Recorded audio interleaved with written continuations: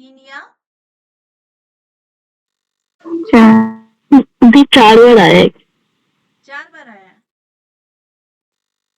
चौथी बार कौन लाया था, रितिका की ज्योति? हैं?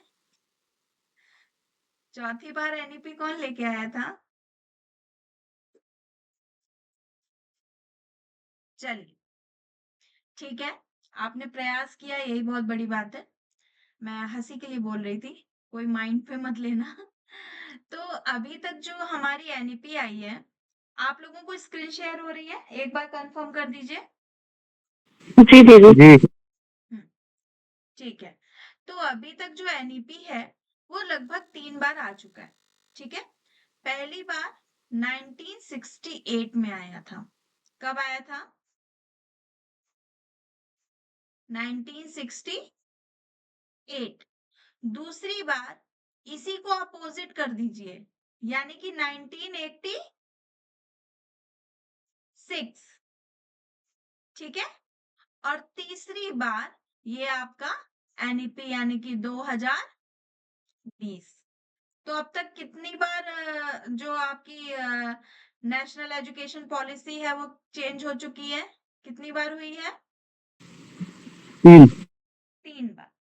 ठीक है, तो इस चीज को आप लोग ध्यान रखिएगा।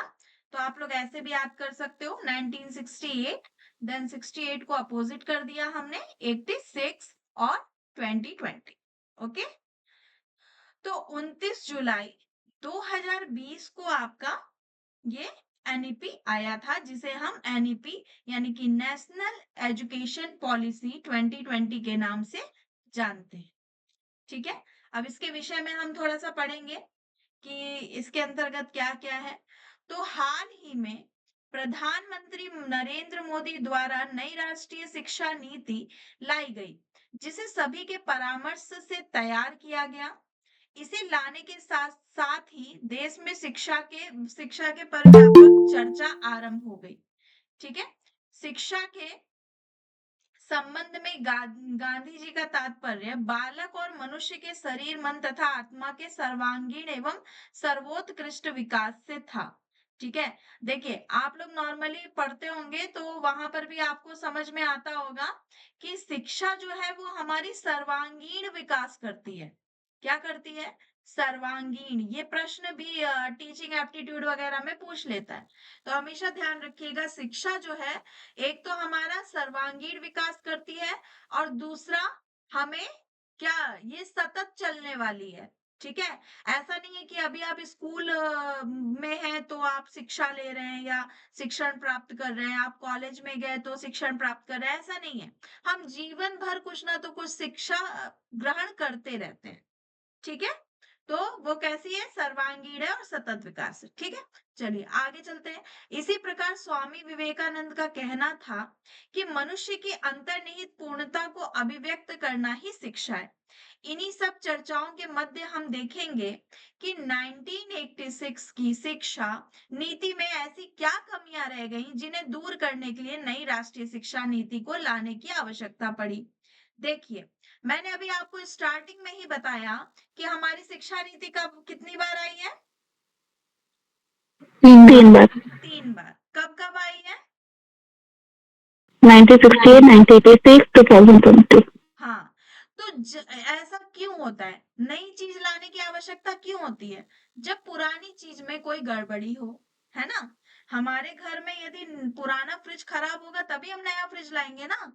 तो इसी तरीके से जो शिक्षा नीति आती है, जो पॉलिसीज आती हैं, गवर्नमेंट पॉलिसीज आती हैं, तो उनमें यदि कोई कमियां हो जाती हैं तभी हम नई चीज लाते हैं। तो यहाँ पे किसमें कमी हो गई थी? 86 वाली जो शिक्षा नीति लाई गई थी उसमें कमी गई थी। हालांकि इसको 2 बार सुधार किया गया, इसका 1992 में भी इसका सुधार किया गया। ठीक है, तो इसका 2 बार सुधार किया गया है। फिर 2020 में भी इसमें और कमियां आने लगी तो 2020 में इसको नया लाया गया। तो यहाँ पे कह रहे हैं, हम देखेंगे कि 1986 की शिक्षा नीति ऐसी क्या कमियां रह गई थी जिन्हें दूर करने के लिए नई राष्ट्रीय शिक्षा नीति को लाने की आवश्यकता पड़ी। साथ ही क्या ये नई राष्ट्रीय शिक्षा नीति उन उद्देश्यों को पूरा करने में सक्षम होगी जिसका स्वप्न महात्मा गांधी और स्वामी विवेकानंद ने देखा था। अब आगे देखते हैं, सबसे पहले शिक्षा क्या है? इस पर गौर करना आवश्यक है। शिक्षा का शाब्दिक अर्थ होता है सीखने एवं सीखने की क्रिया, परंतु अगर इसके व्यापक अर्थ को देखें तो शिक्षा किसी समाज में निरंतर चलने वाली सामाजिक प्रक्रिया है। अभी मैंने आपको स्टार्टिंग में ही बताया था कि शिक्षा शिक्षा जो है वो हमारे कैसा विकास करती है, सर्वांगीण। सर्वांगीण विकास करती है। सर्वांगीण। और शिक्षा हमारी कैसी है, तो सतत चलने वाली, निरंतर चलने वाली प्रक्रिया है। ठीक है, जिसका कोई उद्देश्य होता है, जिससे मनुष्य की आंतरिक शक्तियों का विकास तथा व्यवहार को परिष्कृत किया जाता है। शिक्षा द्वारा ज्ञान व कौशल की वृद्धि कर मनुष्य को योग्य नागरिक भी बनाया जाता है। ठीक है, अब गौरतलब है कि शिक्षा नीति की घोषणा के साथ ही मानव संसाधन मंत्रालय, जिसको शॉर्ट में क्या बोलते हैं बताइए, मानव संसाधन मंत्रालय को क्या बोलते हैं, जिसका नाम अभी बदल गया? नहीं, MOE। MHRD। ठीक है, क्या बोलते हैं, MHRD। और जिसको बदल करके क्या रख दिया गया, शिक्षा मंत्रालय, यानी कि MOE। देखिए ये मैं आपको स्टार्टिंग से पढ़ाते हुए आ रही हूँ, और आज फर्स्ट पेपर का लास्ट यूनिट चल रहा है, लास्ट टॉपिक चल रहा है, और अभी तक आप लोगों को याद नहीं हुआ। कितनी गलत बात है। ये टीचिंग एप्टीट्यूड में भी आया था, और जब हम लोगों ने वहां पे स्वयं प्रभा आईसीटी में पढ़ा था वहां पर भी आया था। तब से मैं बताती आ रही हूँ, बहुत गलत बात है। चलिए, मानव संसाधन मंत्रालय MHRD, जिसका नाम बदल करके अभी क्या हो गया है, MOE, यानी कि मिनिस्ट्री ऑफ एजुकेशन, शिक्षा मंत्रालय कर दिया गया है। इस नीति द्वारा देश में स्कूल एवं उच्च शिक्षा के परिवर्तनकारी सुधारों की अपेक्षा की गई है। इसके उद्देश्य के तहत 2030 तक स्कूली शिक्षा में 100% GER, ठीक है, GER के साथ साथ पूर्व विद्यालय के माध्यमिक स्तर तक शिक्षा के सार्वभौमिकरण का लक्ष्य रखा गया है। ठीक है, चलिए आगे चलते हैं। अब आगे यहाँ पे कुछ महत्वपूर्ण तथ्य बताए गए हैं। देखिए, अंतिम राष्ट्रीय शिक्षा नीति, तो जाहिर सी बात है कि इससे पहले वाली पूछी गई होगी, तो 2020 से पहले कब आई थी, 1986 में। 6 में।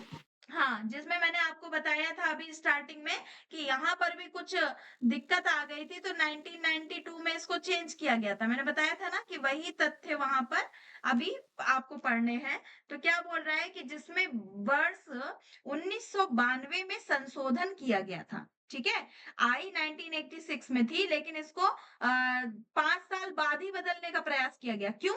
क्योंकि इससे कोई रिजल्ट, पॉजिटिव रिजल्ट नहीं आ रहा था। ठीक है, फिर इसके बाद कह रहे हैं वर्तमान नीति अंतरिक्ष वैज्ञानिक के कस्तूरी रंगन, इनका पूरा नाम क्या है, डॉक्टर कृष्ण स्वामी कस्तूरी रंगन की अध्यक्षता वाली समिति की रिपोर्ट पर आधारित है। ठीक है, अभी जो हमारी NEP 2020 आई है वो किसकी अध्यक्षता में आई है बताइए?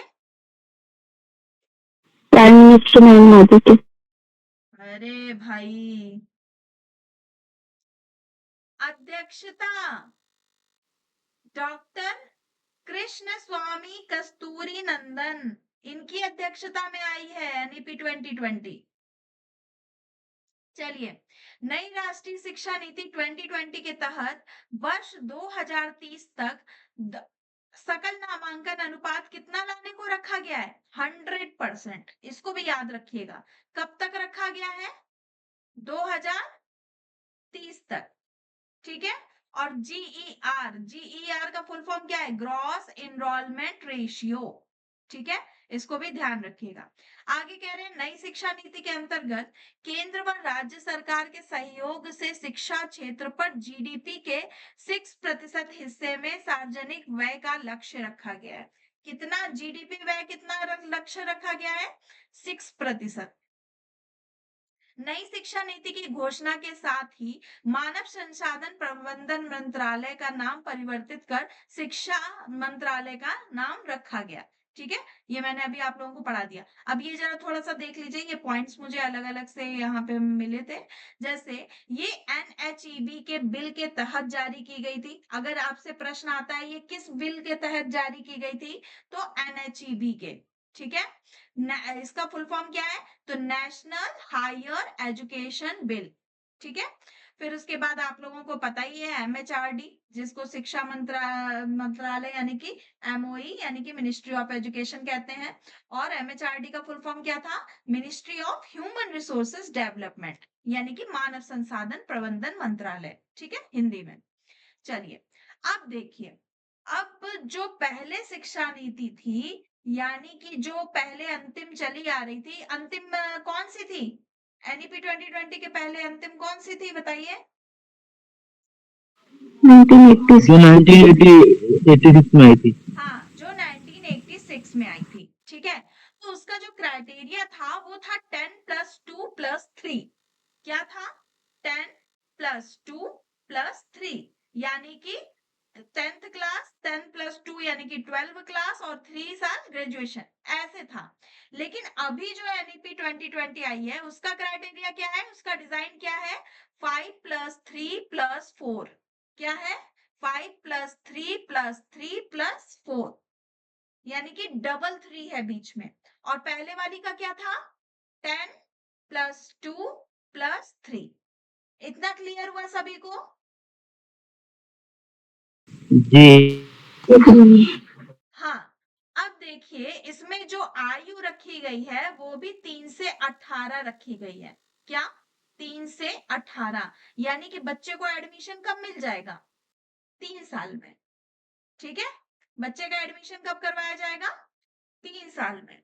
अब इसको ये जो 5+3+3+4, ये जो डिजाइन रखी गई है या ये जो क्राइटेरिया रखा गया है, इसको कैसे निहित करेंगे वो हम समझाते हैं। तो पहला जो इसमें क्या है, पहला इसमें क्या है, 5, क्या है, 5। तो 3 साल में बच्चे, हाँ 3 साल में बच्चे को एडमिशन करवाएंगे और उसको 5 साल कैसे पढ़ाएंगे, तो 3 साल प्री प्राइमरी स्कूल पढ़ाएंगे और पहले ग्रेड 1 या 2 कक्षा। कहने का तात्पर्य ये है, प्री प्राइमरी में यहाँ पे 3 साल क्या है, LKG, UKG, नर्सरी, है ना, LKG, UKG, नर्सरी, ठीक है, ये आपके 3 साल हो गए। फिर उसके बाद इसमें ग्रेड क्या है, तो 1 और 2, कक्षा 1 और 2। तो बच्चा 5 साल में 2 क्लास में आ जाएगा, ठीक है। जब वो 5 साल का होगा तो कौन सी क्लास में आ जाएगा, सेकेंड क्लास में, ठीक है। फिर इसके आगे देखो 5+3, तो अब 3 साल का क्या है, तो इसमें बच्चा 3rd क्लास पढ़ेगा और 4th क्लास पढ़ेगा और 5th क्लास पढ़ेगा। तो अभी यहाँ पर बच्चा कितने साल का हो गया था, 8 साल का। तो 8×3 बताइए, 11 हाँ ठीक है। तो जब वो 11 वर्ष का होगा तो वो 5th क्लास में होगा। नेक्स्ट देखिए यहाँ पर फिर से 3 है, ठीक है। तो इसमें क्या पड़ेगा, 6th, 7th और 8th। तो 11 में 3 साल फिर जोड़ दीजिए तो कितने साल का हो गया बच्चा, 14 साल का, ठीक है, 14 इयर्स ओल्ड, ठीक है। 14 साल का जब वो हो जाएगा तो वो 8th क्लास में पहुंच जाएगा। फिर उसके बाद देखिए 5+3+3+ लास्ट क्या बचा, 4। तो 4 में क्या रखा गया, 9th, 10th, 11th और 12th। तो 14 इयर्स में फिर 4 साल जोड़ दीजिए तो बच्चा कितने साल का हो जाएगा, 18 तो 18 साल में वो 12th पास कर लेगा। ये क्राइटेरिया रखा गया है, ठीक है, क्लियर है। 5+3+3+4 ये क्या है, सबको क्लियर है।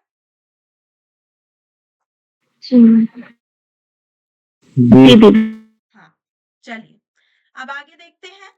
तो आगे कह रहे हैं NEP 2020 के तहत HHRO द्वारा बुनियादी साक्षरता और संख्यात्मक ज्ञान पर एक राष्ट्रीय मिशन, यानी कि national mission on foundational literacy and numeracy की स्थापना का प्रस्ताव किया गया। इसके द्वारा वर्ष 2025 तक कक्षा 3 स्तर तक के बच्चों के लिए आधारभूत कौशल सुनिश्चित किया गया। ठीक है, अब आगे आइए, भाषाई विविधता का संरक्षण। तो यहाँ पे कह रहे हैं एनईपी 2020 में कक्षा 5 तक की शिक्षा के मातृभाषा का स्थान दिया गया। कक्षा 5 में बताइए कौन कौन सी क्लासेस आती हैं, जल्दी से बताइए सभी लोग। 3 और 4 और 5। नहीं, अभी मैंने आप लोगों को बताया था ना, स्टार्टिंग 5 ईयर वो कहाँ कौन कौन सी क्लासेस पढ़ता है? 3 तो प्राइमरी थी और एक प्री प्राइमरी और फर्स्ट एंड सेकेंड। हाँ, मैंने आप लोगों को बताया था ना, एलकेजी, यूकेजी, नर्सरी और फिर उसके बाद फर्स्ट क्लास और सेकंड क्लास, बताया था ना अभी आप लोगों को। चलिए, इतनी जल्दी भूल जाते हैं। तो एलकेजी, यूकेजी, नर्सरी और पहली क्लास और दूसरी क्लास, इसमें बच्चे को किस किस लैंग्वेज में पढ़ाया जाएगा? मातृभाषा, यानी कि मदर टंग। किसमें पढ़ाया जाएगा? मातृभाषा, यानी कि उस बच्चे की जो स्थानीय भाषा है, मतलब जो उसकी मदर टंग है, जो उसमें घर में बोले जाता है, क्षेत्रीय भाषा है, उसमें उसको 5 साल अध्ययन कराया जाएगा। ठीक है, फिर उसके बाद कह रहे हैं इसी भाषा को अध्ययन के माध्यम के रूप में अपनाने पर बल दिया गया। साथ ही इस नीति में मातृभाषा को कक्षा 8 और आगे शिक्षा के लिए प्राथमिक देने का सुझाव दिया गया। मतलब अभी जो ये मदर टंग की लैंग्वेज में जो पढ़ाया जा रहा है वो अभी तक कौन सी कक्षा तक है? कक्षा 5 तक। सेकंड तक। अरे नहीं भाई, कक्षा 5 तक। ठीक है, लेकिन फिर उसके बाद, अच्छा हाँ, सॉरी सॉरी सॉरी, ठीक है ठीक है, कक्षा 5 तक जोड़ दिया गया है, लेकिन अब इसके आगे इसको कितने करने की बात कही गई? कक्षा 8 तक। ठीक है, 5 साल का वो जो है क्राइटेरिया उसमें, और ये 3 साल वाला, ये देखिए 5 साल और 3 साल ये दोनों का मिला दिया है, मतलब 3 साल आपका एलकेजी, यूकेजी, नर्सरी, पहली क्लास, दूसरी क्लास, और 3, 4, 5 ये भी ले लिया है। ठीक है, तो इन सब में मातृभाषा मदर टंग पढ़ाने की बात कही गई, और नेक्स्ट कक्षा 8 तक भी इसको आगे बढ़ाने की बात कही गई है। ठीक है, आगे देखिए, स्कूली और उच्च शिक्षा में छात्रों के लिए संस्कृत और अन्य प्राचीन भारतीय भाषाओं का विकल्प उपलब्ध होगा, परंतु किसी भी छात्र पर भाषा के चुनाव के लिए कोई बाध्यता नहीं होगी, मतलब कोई बाध्यता, कोई जबरदस्ती नहीं की जाएगी। ठीक है, उसमें फ्लेक्सिबिलिटी होगी। आप लोगों को ये 2-3 पॉइंट याद रखने हैं कि नई जो एनईपी है, ये इसमें बहुत फ्लेक्सिबिलिटी है। ठीक है, मतलब अपनी सुविधा के अनुसार बच्चा पढ़ सकता है। ठीक है, और दूसरा ये है कि इस पे मदर टंग पे जोर दिया गया है। अभी तक ऐसी कोई शिक्षा नीति नहीं आई थी जिसमें मदर टंग पे जोर दिया गया था। बच्चों को एलकेजी यूकेजी से ही इंग्लिश पढ़ाना शुरू कर देते थे, भले बच्चा बहुत ही गरीब खा उससे आया हो, मतलब उसको डायरेक्ट ही इंग्लिश मीडियम पढ़ाना शुरू कर देते थे। ये चीजें अब हटा दी गई हैं। ठीक है, आगे है शारीरिक शिक्षण। शारीरिक शिक्षण क्या है? तो विद्यालयों में सभी स्तरों पर छात्रों को बागवानी, ठीक है, पेड़ लगाना इत्यादि, नियमित रूप से खेल कूद, योग, नृत्य, मार्शल आर्ट को स्थानीय उपलब्धता के अनुसार प्रदान करने की कोशिश की जाएगी, ताकि बच्चे शारीरिक गतिविधियों एवं व्यायाम वगैरह से भाग ले सकें। नेक्स्ट है पाठ्यक्रम और मूल्यांकन संबंधी सुधार। तो इस नीति के प्रस्तावित सुधारों के अनुसार कला और विज्ञान, व्यवसायिक तथा शैक्षणिक विषय एवं पाठ्यक्रम के पाठ्येतर गतिविधियों के बीच बहुत अधिक अंतर नहीं होगा। अब यहाँ पे आगे कह रहे हैं कक्षा 6 से ही शैक्षणिक पाठ्यक्रम में व्यावसायिक शिक्षा को शामिल किया जाएगा। व्यावसायिक शिक्षा मतलब बच्चों को इस प्रकार से ट्रेंड किया जाएगा कि वो आगे व्यवसाय करने में यानी कि सक्षम हो, मतलब जो हमारी बच्चों की नौकरी प्राप्त होने में दिक्कतें हो रही हैं, उनसे रिलेटेड इनको शिक्षा दी जाएगी। ठीक है, और इसमें इंटर्नशिप की भी व्यवस्था की जाएगी। ठीक है, आगे कह रहे हैं राष्ट्रीय शैक्षिक अनुसंधान एवं प्रशिक्षण परिषद, यानी कि national council of education research and training, जिसको एनसीईआरटी बोलते हैं। आप लोगों ने बचपन में बहुत एनसीईआरटी की बुक्स पढ़ी होंगी, या आपके घर में कोई बच्चे होंगे तो वो एनसीईआरटी की ही बुक पढ़ रहे हैं। तो स्कूली शिक्षा के लिए राष्ट्रीय पाठ्यक्रम रूपरेखा, यानी कि national curriculum framework for school education में तैयार की जाएगी। अच्छा, ये प्रश्न भी बनता है। ठीक है, क्या बनता है कि एनईपी 2020 में सबसे ज्यादा किसको वरीयता दी गई है, किसके तो ये एनसीईआरटी को दी गई है। ठीक है, एनसीईआरटी की बुक्स, एनसीईआरटी के एग्जाम्स और ये सब इनको ज्यादा वरीयता दी गई है। ठीक है, ये भी प्रश्न बनता है। आगे कह रहे हैं छात्रों के समग्र विकास के लक्ष्य को ध्यान में रखते हुए कक्षा 10 और कक्षा 12 की परीक्षाओं में बदलाव किया गया है। इसमें भविष्य में सेमेस्टर या बहुविकल्पी प्रश्न आदि जैसे सुधार हो सकते हैं। मतलब जो आपका 10th और 12th का एग्जाम होता है उसमें कैसे होंगे प्रश्न, बहुविकल्पीय होंगे। ठीक है, और अभी तो रूल निकल गया कि 10th क्लास और 12th क्लास में कोई फेल नहीं होगा, ऐसा रूल निकला है ना, क्योंकि बहुत सारे बच्चे डर के मारे सुसाइड कर ले रहे हैं। तो ऐसा अब रूल बन गया है कि 10th और 12th में किसी को फेल नहीं किया जाएगा। ठीक है, आगे कह रहे हैं छात्रों की प्रगति के मूल्यांकन के लिए मानक निर्धारक निकाय के रूप में परख नामक एक राष्ट्रीय आकलन केंद्र यानी कि नेशनल असेसमेंट सेंटर की भी स्थापना की जाएगी। आगे कह रहे हैं छात्रों की प्रगति के मूल्यांकन तथा छात्रों को अपने भविष्य से जुड़े निर्णय लेने में सहायक प्रदान करने के लिए कृत्रिम बुद्धिमत्ता यानी कि आर्टिफिशियल इंटेलिजेंस एआई आधारित सॉफ्टवेयर का भी प्रयोग किया जाएगा। ये सब प्रश्न बनते हैं, परख, एआई, एनसीईआरटी, ये सारे प्रश्न एनईपी में बनते हैं, तो इसको ध्यान से पढ़िएगा। ठीक है, आगे कह रहे हैं शिक्षण व्यवस्था में संबंधित सुधार यानी कि शिक्षकों की नियुक्ति में प्रभावी और पारदर्शी प्रक्रिया का पालन किया जाएगा तथा समय समय पर किए गए कार्य प्रदर्शन आकलन के आधार पर पदोन्नति भी की जाएगी। आगे कह रहे हैं राष्ट्रीय शिक्षा नीति परिषद द्वारा वर्ष 2022 तक शिक्षकों के लिए राष्ट्रीय व्यावसायिक मानक national professional standards for teachers यानी कि एनपीएसटी का भी विकास किया जाएगा। ठीक है, आगे कह रहे हैं राष्ट्रीय अध्यापक शिक्षा परिषद यानी कि एनसीईआरटी के परामर्श के आधार पर अध्यापक शिक्षा हेतु राष्ट्रीय पाठ्यचर्या की रूपरेखा national curriculum framework for teacher education यानी कि एनसीएफटीआई का विकास भी किया जाएगा। आगे बोलते हैं वर्ष 2030 के अध्यापन के लिए न्यूनतम डिग्री योग्यता यानी कि 4 वर्षीय एकीकृत बीएड डिग्री का होना अनिवार्य किया जाएगा। ठीक है, अब यहाँ पर क्या बोल रहे हैं, जो दो वर्ष 2030 है उसमें अध्यापन के लिए न्यूनतम डिग्री योग्यता यानी कि 4 वर्षीय एकीकृत बीएड का होना अनिवार्य किया जाएगा। ठीक है, 4 वर्षीय मतलब बच्चा जो है ना वो डायरेक्ट इंटर से निकलने के बाद बीएड कर सकता है। ठीक है, ऐसी फैसिलिटीज उसमें दी जाएगी। आगे कह रहे हैं उच्च शिक्षा से संबंधित प्रावधान एनईपी 2020 के तहत उच्च शिक्षण संस्थानों में सकल नामांकन अनुपात यानी कि ग्रॉस एनरोलमेंट रेशियो 26.3 वर्ष 2018 से बढ़कर 50% तक करने का लक्ष्य रखा गया है। इसके साथ ही देश के उच्च शिक्षा संस्थानों यानी कि 3.5 करोड़ सिटी को जोड़ा गया है। ये देखिए, ये जो जो आपको हाइलाइटेड दिख रहा है ना, ये सब इसका मतलब आपको याद करना है। ठीक है, ये इंपॉर्टेंट है। आगे कह रहे हैं एनईपी 2020 के तहत स्नातक पाठ्यक्रम में मल्टीपल एंट्री एंड एग्जिट व्यवस्था अपनाई जाएगी। अब देखिए, ये मल्टीपल एंट्री और एग्जिट क्या है, ये किसी को पता है क्या? चलिए मैं बताती हूँ।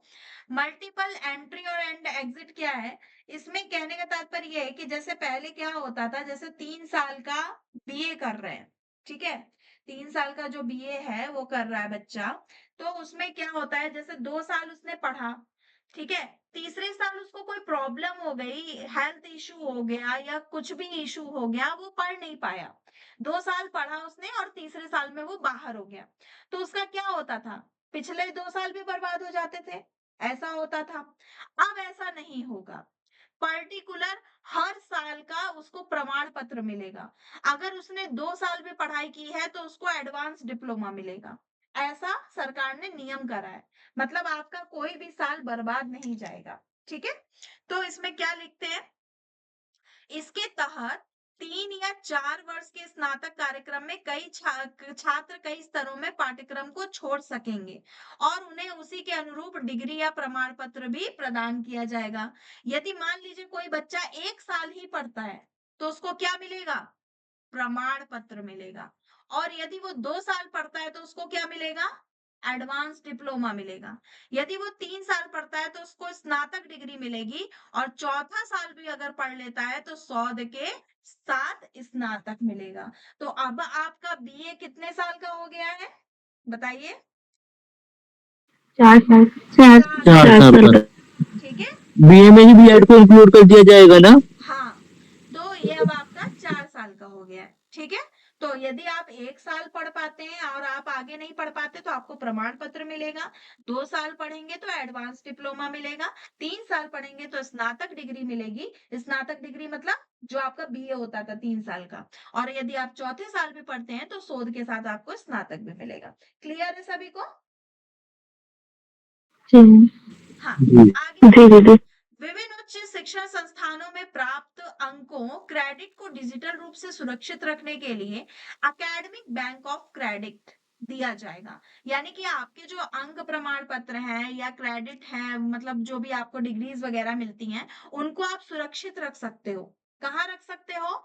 एकेडमिक बैंक ऑफ क्रेडिट, ठीक है? ताकि अलग अलग संस्थानों में छात्रों का प्रदर्शन के आधार पर उन्हें डिग्री प्रदान की जा सके। आगे कह रहे हैं नई शिक्षा नीति के तहत एमफिल कार्यक्रम को समाप्त कर दिया गया है। यह भी प्रश्न बनता है कि नई शिक्षा नीति में क्या क्या जोड़ा गया है और क्या क्या समाप्त किया गया है। तो एमफिल को क्या किया गया है? समाप्त कर दिया गया है, ठीक है? आगे है भारतीय उच्च जी शिक्षा आयोग। तो इसमें एनईपी के देश भर उच्च शिक्षा संस्थानों के लिए एक एकल नियामक अर्थात भारतीय उच्च शिक्षा परिषद यानी कि higher education commission of India यानी कि HECI की परिकल्पना की गई है, जिसमें विभिन्न भूमिकाओं को पूरा करते हुए कई कार्य क्षेत्र होंगे। भारतीय उच्च शिक्षा आयोग चिकित्सा एवं कानूनी शिक्षा को छोड़कर पूरे उच्च शिक्षा क्षेत्र के लिए एक एकल निकाय यानी कि सिंगल अम्ब्रेला बॉडी के रूप में कार्य करेगा। अब देखिए सिंगल अम्ब्रेला बॉडी क्या होता है? सिंगल अम्ब्रेला बॉडी का मतलब ये होता है कि ये है आपकी एनईपी। क्या है? एनईपी। और ये है आपके इंस्टीट्यूट। ये जो आपका अम्ब्रेला है, ये क्या है? इंस्टीट्यूट, ठीक है? तो इन सभी को क्या फॉलो करना पड़ेगा? एनईपी को फॉलो करना पड़ेगा। किसको फॉलो करना पड़ेगा? एनईपी, ठीक है? ये सिंगल बॉडी इसीलिए इसको बोला गया। आगे आते हैं HECI। तो HECI का फुल फॉर्म क्या है? Higher education commission of India, ठीक है?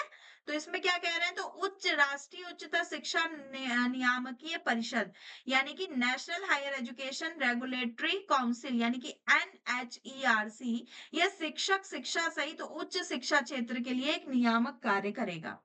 दूसरा कह रहे हैं जर्नल एजुकेशन काउंसिल, या ये उच्च शिक्षा कार्यक्रमों में अपेक्षित शिक्षा के परिणामों का ढांचा तैयार करेगा, ठीक है? और मानक आधारण का निर्धारण का कार्य करेगा। नैक, नैक मतलब नेशनल अक्रेडिटेशन काउंसिल, ठीक है? एक्रीडिएशन काउंसिल ये संस्थान के प्रत्यायन का कार्य करेगा जो मुख्य रूप से बुनियादी मानदंडों सार्वजनिक स्वप्रकटीकरण सुशासन और परिणामों पर आधारित होगी। आगे देखते हैं HGFC higher education grant council यह निकाय कॉलेज एवं विश्वविद्यालय के लिए वित्त पोषण का कार्य करेगा। वित्त पोषण आप लोग जानते हो ना?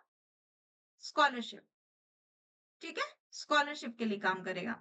आगे कह रहे हैं गौरतलब है कि वर्तमान में उच्च शिक्षा निकायों का विनियमन विश्वविद्यालय अनुदान आयोग यानी कि यूजीसी, अखिल भारतीय तकनीकी शिक्षा परिषद यानी कि AICTE और राष्ट्रीय अध्यापक परिषद यानी कि NCTE जैसे निकायों के माध्यम से किया जाता है। आगे बोल रहे हैं देश में IIT और IIM के समकक्ष वैश्विक मानकों में बहुविषयक शिक्षा एवं अनुसंधान विश्वविद्यालय यानी कि multi disciplinary education and research university की स्थापना भी की जाएगी, ठीक है? आगे विकलांग बच्चों के लिए देखिए क्या क्या किया है इन्होंने। तो नई शिक्षा नीति में विकलांग बच्चों के लिए क्रॉस विकलांगता प्रशिक्षण संसाधन केंद्र आवास सहायक उपकरण उपयुक्त प्रौद्योगिकी आधारित उपकरण और शिक्षकों को पूर्ण समर्थन एवं प्रारंभिक से लेकर उच्च शिक्षा तक नियमित रूप से स्कूली शिक्षा प्रक्रियाओं में भागीदारी सुनिश्चित करना आदि प्रक्रियाओं को सक्षम बनाया जाएगा। देखिए मुझे भी आज ही पता चला कि जो यूनिवर्सिटीज को नैक टीम वो नंबर्स देती है ना, नैक टीम आती है +A+ और ये वो देती है, तो उसमें विकलांगों के लिए भी वो होता है, यानी कि कंडीशंस होती हैं। जैसे अभी देखिए यहाँ पे बता रहा है ना कि नई शिक्षा नीति में विकलांगों के लिए क्रॉस विकलांगता प्रशिक्षण, संसाधन केंद्र, आवास, सहायक उपकरण इत्यादि। तो उसी तरीके से ये जो विकलांगता वाले बच्चे होते हैं, हैंडीकैप्ड बच्चे होते हैं, उनके लिए ये नियम है कि जो यूनिवर्सिटीज हैं उनके हर बिल्डिंग में एक वैसा वॉशरूम तैयार किया जाता है जो विकलांग बच्चों के लिए होता है। उसी के आधार पे नैक रैंकिंग करती है। तो ऐसा भी आवश्यक होता है। ठीक है? चलिए आगे देखते हैं। डिजिटल शिक्षा से संबंधित प्रावधान। तो ये स्वायत्त निकाय के रूप में यानी कि राष्ट्रीय शैक्षिक प्रौद्योगिक मंच यानी कि नेशनल एजुकेशनल टेक्नोल फोरम का गठन किया जाएगा, जिसके द्वारा शिक्षण मूल्यांकन योजना एवं प्रशासन में अभिवृद्धि हेतु विचार का आदान प्रदान किया जाएगा। डिजिटल शिक्षा संसाधनों को विकसित करने के लिए अलग प्रौद्योगिकी इकाई का विकास किया जाएगा, जो डिजिटल बुनियादी ढांचे, सामग्री और क्षमता निर्माण हेतु समन्वयन का कार्य करेगी। आगे कहते हैं पारंपरिक ज्ञान संबंधी प्रावधान। अब इसमें क्या क्या है तो विशेष बिंदु देख लेते हैं हम लोग। आकांक्षी जिले जैसे क्षेत्र जहां बड़ी संख्या में आर्थिक, सामाजिक, जातिगत बाधाओं का सामना करने वाले छात्र पाए जाते हैं, उन्हें हम विशेष शैक्षणिक क्षेत्र यानी स्पेशल एजुकेशन जोन के रूप में नामित किया जाएगा। ठीक है। देश की क्षमता निर्माण हेतु केंद्र सभी लड़कियां और ट्रांसजेंडर छात्रों को समान गुणवत्ता प्रदान करने की दिशा में एक जेंडर इंक्लूजन फंड की स्थापना की जाएगी। ठीक है। गौरतलब है कि 8 वर्ष की आयु के बच्चों के लिए प्रारंभिक बचपन देखभाल और शिक्षा हेतु राष्ट्रीय पाठ्यचर्या और शैक्षिक ढांचे का निर्माण एनसीईआरटी द्वारा किया जाएगा। ठीक है। आगे कहते हैं वित्तीय सहायता, स्कॉलरशिप। तो स्कॉलरशिप में तो यहाँ पे जनरल वालों का तो नाम ही नहीं है ना? कोई बात नहीं, उदास नहीं होना है। ठीक है।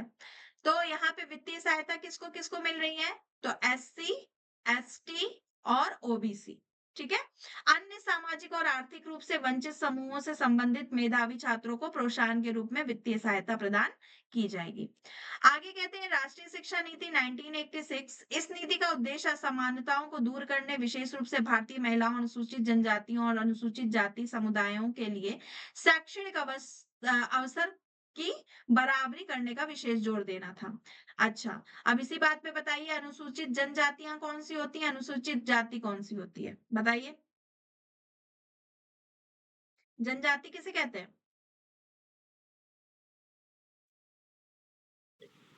एसटी। ठीक है। और अनुसूचित जाति एससी। ठीक है। आगे कह रहे हैं इस नीति के प्राथमिक स्कूलों को बेहतर बनाने के लिए ऑपरेशन ब्लैक बोर्ड लॉन्च किया गया था। क्या किया गया था? Operation black board. कौन सी शिक्षा नीति में किया गया था, बताइए। 1986. 1986। ठीक है। इसमें ऑपरेशन ब्लैक बोर्ड लॉन्च किया गया था। आगे कह रहे हैं इस नीति ने इंदिरा गांधी राष्ट्रीय मुक्त विश्वविद्यालय के साथ ओपन यूनिवर्सिटी प्रणाली का विस्तार किया था और ग्रामीण भारत में जमीन स्तर पर आर्थिक और सामाजिक विकास को बढ़ावा देने के लिए महात्मा गांधी के दर्शन पर आधारित ग्रामीण विश्वविद्यालय यानी कि मॉडल के निर्माण के लिए नीति का आह्वान किया था। आगे कहते हैं पूर्ववर्ती शिक्षा नीति में परिवर्तन आवश्यकता क्यों है तो बदलते वैश्विक परिदृश्य में ज्ञान आधारित अर्थव्यवस्था की आवश्यकता की पूर्ति करने के लिए मौजूदा शिक्षा प्रणाली में परिवर्तन की आवश्यकता की गई। शिक्षा की गुणवत्ता को बढ़ाने, नवाचार और अनुसंधान को बढ़ा देने के लिए नई शिक्षा नीति की आवश्यकता थी। भारतीय शिक्षण व्यवस्था का वैश्विक स्तर तक पहुंचाने सुनिश्चित करने के लिए भी नई शिक्षा की आवश्यकता थी। देखिए स्टार्टिंग में ही हम लोगों ने प्रश्न किया था ना कि इसमें क्या कमी ऐसी रह गई जो नई शिक्षा नीति लाई गई, तो उसी से रिलेटेड बता रहे हैं। पहला तो ज्ञान आधारित अर्थव्यवस्था की आवश्यकता की पूर्ति करना था, दूसरा नवाचार अनुसंधान को बढ़ावा देना था, तीसरा वैश्विक स्तर पर अपनी पहुंच स्थापित करनी थी। ठीक है। तो ये 3 कारण थे जिसके कारण हम नई शिक्षा नीति को लाए थे। ठीक है। अब हम कोई नई चीज लाते हैं तो उसमें हमें चुनौती भी तो सामना करनी पड़ती है ना। तो उसमें कुछ रिलेटेड चुनौतियां क्या थी तो राज्यों का सहयोग, ठीक है? मतलब कुछ लोगों ने तो राज्यों ने सहयोग दिया नई शिक्षा नीति लाने को, लेकिन कुछ लोगों ने नहीं दिया। दूसरा, महँगी शिक्षा। ऐसा माना गया कि ये जो विश्वविद्यालय में प्रवेश का मार्ग जो है वो प्रशस्त किया गया, विभिन्न शिक्षाविदों का मानना। लेकिन इसमें छात्रों के लिए उच्च शिक्षा प्राप्त करना चुनौतीपूर्ण हो गया, ठीक है? महँगी हो गई। दूसरा, शिक्षा का संस्कृतीकरण। दक्षिण भारतीय राज्यों का ये आरोप है कि त्रिभाषा सूत्रकार जो शिक्षा संस्कृतिकरण है वो संस्कृतिकरण करने का प्रयास कर रही है। फंडिंग संबंधी जांच की अपर्याप्त होना, यानी कि कुछ राज्यों में अभी भी शुल्क संबंधी विनियम मौजूद है, लेकिन ये विनियामक प्रक्रियाएं असीमित दान के रूप में मुनाफाखोरी का अंकुश लगाने में असमर्थ हैं। दूसरा है वित्त पोषण। वित्त पोषण क्या है? तो वित्त पोषण सुनिश्चित होने से इस बात पर ध्यान करेगा कि शिक्षा पर सार्वजनिक व्यय के रूप में जीडीपी के प्रस्तावित 6% खर्च करने की इच्छा शक्ति होनी चाहिए। ये आपको याद रखना है। जीडीपी कितना? 6%। आगे कह रहा है मानव संसाधन का अभाव। ठीक है, वर्तमान में प्रारंभिक शिक्षा में कुशल शिक्षकों का अभाव है। ऐसे में राष्ट्रीय शिक्षा नीति 2020 के तहत प्रारंभिक शिक्षा हेतु की गई व्यवस्था का क्रियान्वयन में व्यवहारिक समस्याएं भी हैं। ठीक है, अब ये कुछ निष्कर्ष है, तो इसको थोड़ा सा देख लीजिए। थोड़ा मैंने लिखा हुआ है और थोड़ा ऑलरेडी इसमें लिखा हुआ था। तो यहाँ पे कुछ इंपॉर्टेंट पॉइंट्स हैं, जैसे नई शिक्षा नीति 2020 के तहत 3 साल से 18 साल तक के बच्चों को शिक्षा का अधिकार कानून 2009 के अंतर्गत रखा गया है। ठीक है, 34 वर्षों के पश्चात इस नई शिक्षा नीति का उद्देश्य सभी छात्रों को उच्च शिक्षा प्रदान करना है, जिसका लक्ष्य 2025 तक पूर्व प्राथमिक शिक्षा यानी कि 3 से लेकर 6 वर्ष की आयु सीमा का सार्वभौमिक बनाना है।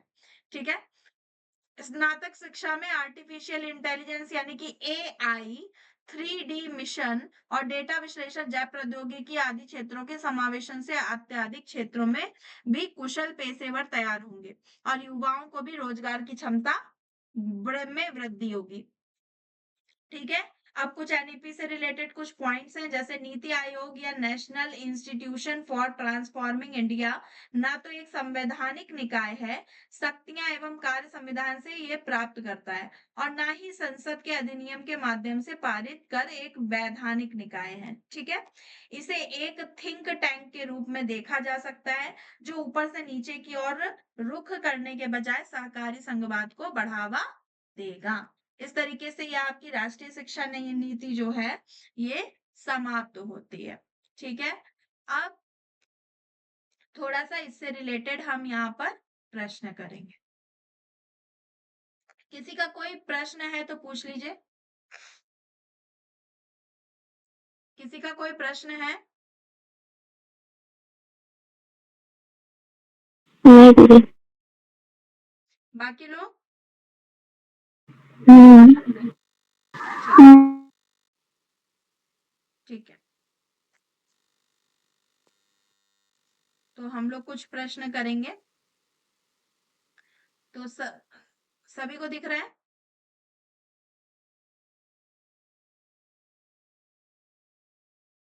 ठीक है, चलिए, तो सबसे पहला प्रश्न है, भारत की नई शिक्षा नीति निम्नलिखित में से किस फॉर्मूले पर आधारित है?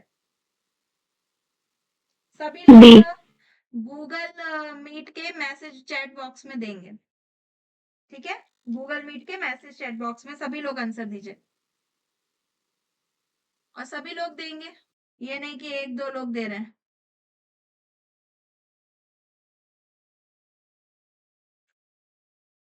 हम्म, बहुत बढ़िया। ठीक है, ऑप्शन बी। चलिए, अब इसी बात पर जरा मुझे बता दीजिए कि 1986 का फॉर्मूला क्या था? 10+2। 10+2+3। 10+2+3। हाँ, 10+2+3। ठीक है, इसको ध्यान रखिएगा। चलिए, आगे चलते हैं। नेक्स्ट क्वेश्चन आगे देखते हैं। भारत की नई शिक्षा नीति 2020 के मसौदा समिति ड्राफ्टिंग कमेटी के अध्यक्ष कौन थे? बताइए, सभी लोग आंसर बताइए।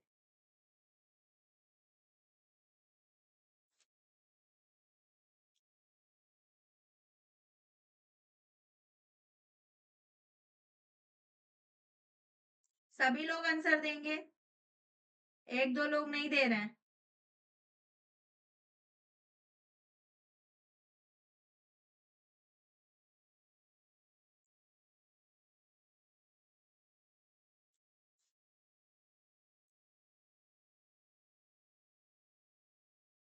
बाकी लोग क्यों नहीं दे रहे हैं? नहीं आ रहा है क्या?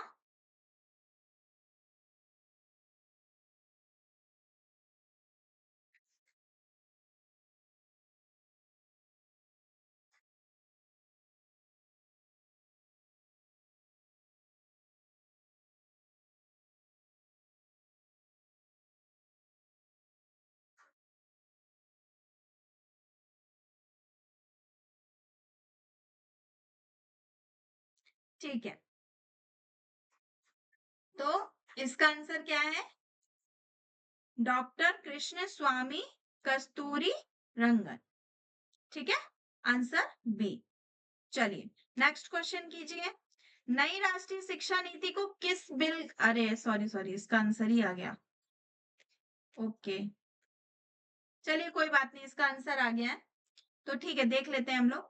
नई राष्ट्रीय शिक्षा नीति को किस बिल के तहत अंतर्गत रखा गया है?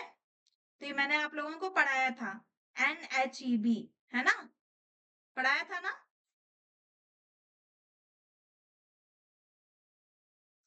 अरे भाई दिखाना पड़ेगा क्या?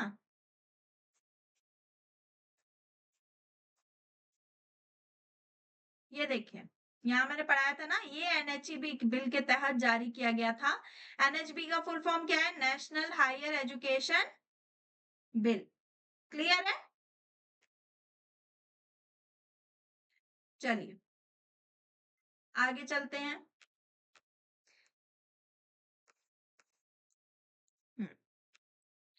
नई शिक्षा नीति के अनुसार निम्नलिखित में से कौन सा सही है? केवल 10वीं बोर्ड को निष्क्रिय किया गया है, केवल एमफिल को निष्क्रिय किया गया है, 10वीं बोर्ड और एमफिल दोनों को निष्क्रिय किया गया है, उपयुक्त में से कोई नहीं।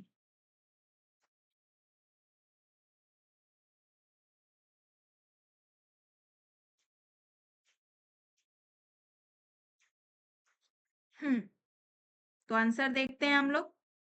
इसका सी है, 10वीं बोर्ड और एमफिल दोनों को निष्क्रिय किया गया है। मैंने आपको बताया था ना कि 10वीं बोर्ड में भी अब कोई फेल नहीं होगा। ठीक है, तो इसको भी ध्यान देना है। 10th क्लास में अब कोई भी फेल नहीं हो सकता। चलिए, लेकिन इसको निष्क्रिय होना किसे कैसे कहेंगे? निष्क्रिय क्योंकि टेंथ होना, क्लास तो फिर देखिए टेंथ क्लास निष्क्रिय, तो फिर भी रहेगी ना। अरे सुनिए तो, 10th रहेगी लेकिन उसका कोई महत्व तो नहीं रह जाएगा। जैसे जितना ज्यादा महत्व होता था ना कि उसके जो मार्क्स होते थे उनको बहुत वैसे रखा जाता था। हाँ, फेल ना होना, देखिए वैष्णवी जी बोल रही हैं फेल ना होना और रिजेक्ट होना तो डिफरेंट है। हाँ ठीक है, तो इसमें ऐसा किया गया है कि मतलब फेल नहीं किया जाएगा, लेकिन 10th का उतना ज्यादा क्या, फेल ना होना और रिजेक्ट होना तो डिफरेंट। हम्म, अरे इसका अर्थ उसी से ही है। ठीक है, उसका कोई मैथ तो नहीं, उसको नॉर्मली कर दिया गया है, इसीलिए वहां पर ऐसा प्रश्न आया है। ठीक है, चलिए आगे देखते हैं। हाल ही की नई शिक्षा नीति के अनुसार भारत में कौन सी कक्षा बोर्ड क्लास मानी जाएगी? बताइए।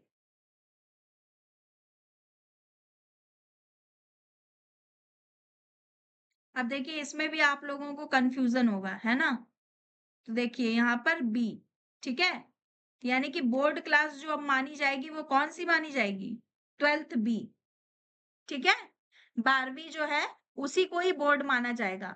10th जो बोर्ड था उसको खत्म कर दिया है। अभी क्लियर हुआ विशाल जी? जी। हाँ ठीक है, आगे चलते हैं। अरे ये इसमें आंसर उल्टा पुल्टा दे दिया है। चलिए करिए। नई शिक्षा नीति के अनुसार कक्षा 5 तक की शिक्षा के संदर्भ में निम्नलिखित में से कौन सा सही है? बताइए। कक्षा 5 तक के सभी विद्यार्थियों की परीक्षण नहीं देनी होगी, कक्षा 5 तक के सभी विद्यार्थियों को अंग्रेजी भाषा में पढ़ाया जाएगा, कक्षा 5 तक के विद्यार्थियों को बिना किताबों के पढ़ाया जाएगा, या कक्षा 5 तक की शिक्षा मातृभाषा, स्थानीय या क्षेत्रीय भाषा होगी? बताइए क्या होगा?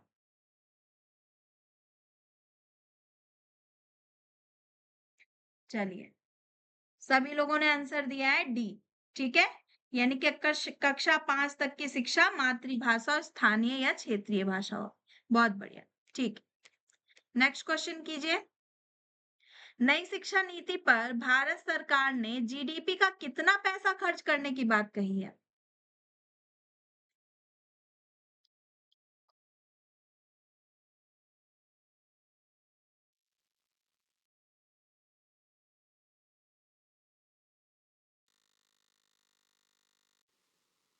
कितना पैसा खर्च करने की बात कही है?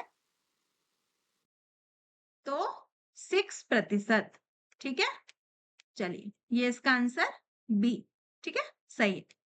चलिए नेक्स्ट क्वेश्चन कीजिए। नई शिक्षा नीति के अनुसार पोस्ट ग्रेजुएशन की डिग्री अब कितने वर्षों में प्राप्त हो सकेगी? देखिए सब पढ़े हुए प्रश्न आ रहे हैं, पढ़े हुए प्रश्न है ना?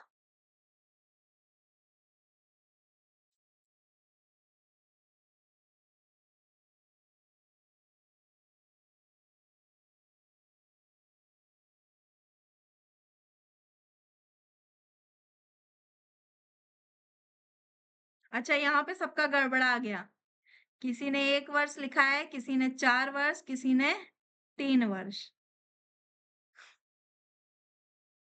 कंफ्यूज हो गए आप लोग, है ना? नहीं मैम, मैं कन्फ्यूजन नहीं हूँ, मुझे तो सीधी ऊपर।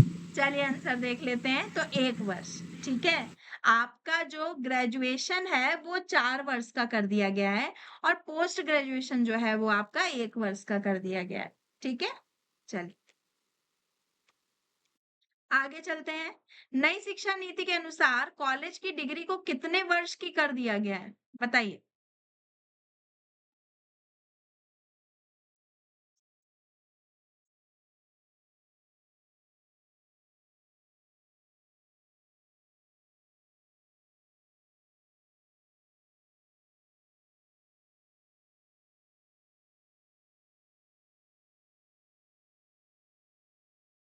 हम्म, ठीक है। नई कॉलेज की डिग्री जो है वो आपकी कितने वर्ष की कर दी गई है? 4 वर्ष की। ठीक है, चलिए बिल्कुल सही। आगे देखिए।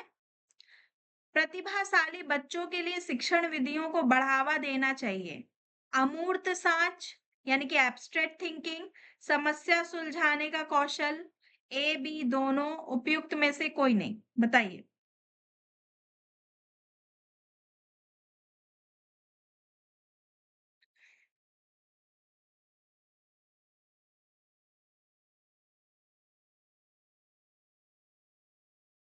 मुझे ये क्वेश्चन ही समझ में नहीं आया। जो प्रतिभाशाली बच्चे हैं उनके शिक्षण विधियों को कैसे बढ़ावा देना चाहिए? एब्स्ट्रैक्ट थिंकिंग बना करके या उनकी समस्या सुलझाने के कौशल्य को बढ़ा करके? ऐसा प्रश्न कर। ये तो आप अपने आप से भी सोच सकते हो ना?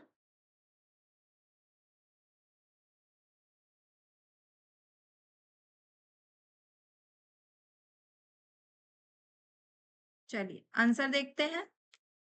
सी। ठीक है, अगर हम किसी की अमूर्त संरचना यानी कि उसकी थिंकिंग ऑफ लेवल को बढ़ाते हैं और उसकी समस्या सुलझाने की जो कौशल है उसको बढ़ाते हैं, तो दोनों ही प्रतिभाशाली बच्चों के लिए एक अच्छा शिक्षण विधि है। ठीक है, आगे चलते हैं।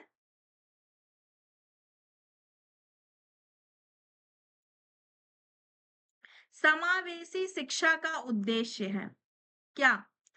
सीखने की बाधाओं को उजागर करना और कम करना, दृष्टिकोण व्यवहार शिक्षण विधियों, पाठ्यक्रम और वातावरण को बदलने के लिए, या समाज के विभिन्न समुदायों को स्थानीय संस्कृतियों और सामग्रियों को लगातार बढ़ावा देना। ये सभी बताइए क्या होगा?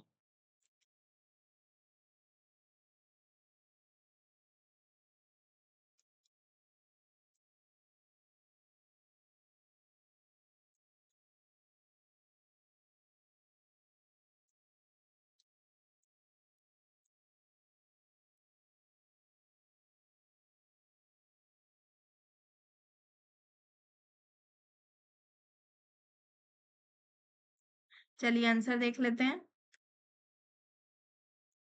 तो इसका आंसर है डी। ठीक है, ऑल ऑफ दिस। ठीक है, चलिए एक लास्ट क्वेश्चन और कर लेते हैं हम लोग, फिर उसके बाद मैं ये आपको पीडीएफ भेज दूंगी, आप लोग लगा सकते हैं।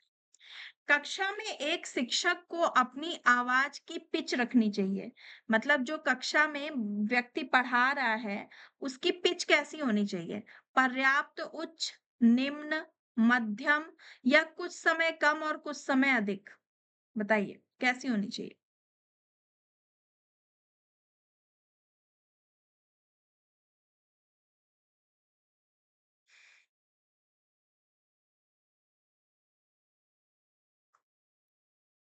चलिए सबने सी आंसर दिया है, इसका आंसर ए है। ठीक है, पर्याप्त उच्च, मतलब कहने का तात्पर्य ये है कि शिक्षक यदि देखो धीमी आवाज रखेगा तो बच्चों तक पहुंचेगी ही नहीं। ठीक है, ज्यादा हाई लेवल रखेगा तो भी दिक्कत है, तो उसे कैसी रखनी चाहिए? पर्याप्त उच्च, मतलब ऐसी रखनी चाहिए जो पर्याप्त हो, मतलब जो कम सुनते हैं उनके लिए भी पर्याप्त हो, जो ज्यादा सुनते हैं उनके लिए भी पर्याप्त हो। ठीक है, इसलिए ए इसका आंसर सही है। चलिए एक और क्वेश्चन कर लीजिए। ठीक है, भारत की नई राष्ट्रीय शिक्षा नीति घोषणा किस वर्ष की गई?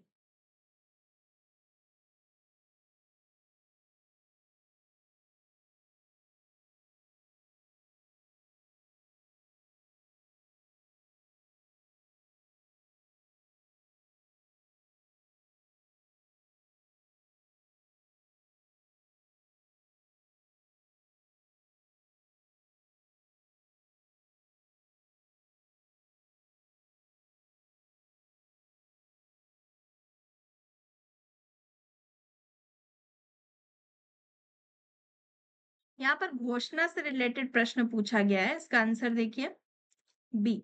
ठीक है, यानी कि 1986 में ही इसकी घोषणा कर दी गई थी। ठीक है, चलिए तो इसमें और भी क्वेश्चंस हैं, तो मैं आप लोगों को ये पीडीएफ भेज देती हूँ, आप लोग इसको लगा सकते हैं। ठीक है, जी हाँ अब एक और चीज मुझे